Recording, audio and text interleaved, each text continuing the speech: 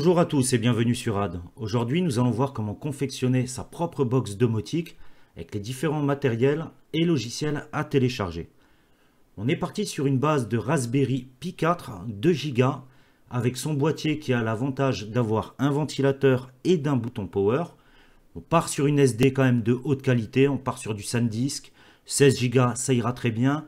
Attention néanmoins sur le Raspberry Pi 4, le câble d'alimentation, c'est un câble de type C, faites attention à cela. Et pour la connectique sur la box, vous pouvez très bien vous connecter en Wi-Fi, mais le câble RG45 c'est quand même beaucoup plus fluide et une valeur sûre.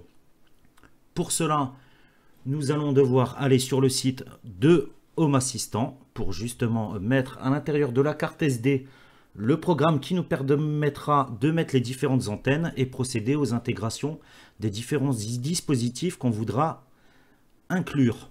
Alors pour ce faire, on va sur le site Home Assistant tout simplement, Software Requirement, Your Device, vous cherchez le modèle que vous avez. Donc nous on est sur le Raspberry Pi 4, on prend le Raspberry Pi 4 32 bits, c'est le recommandé.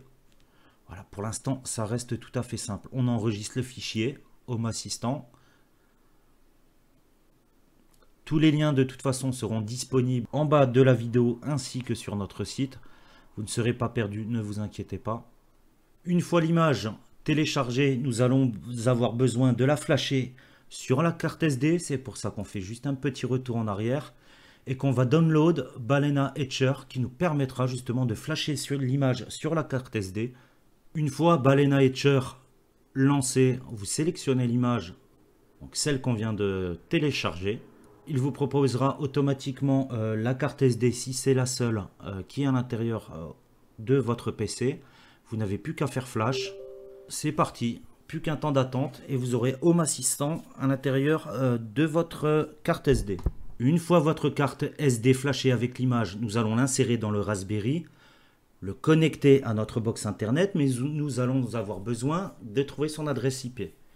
Et pour cela, on va utiliser Advanced IP Scanner.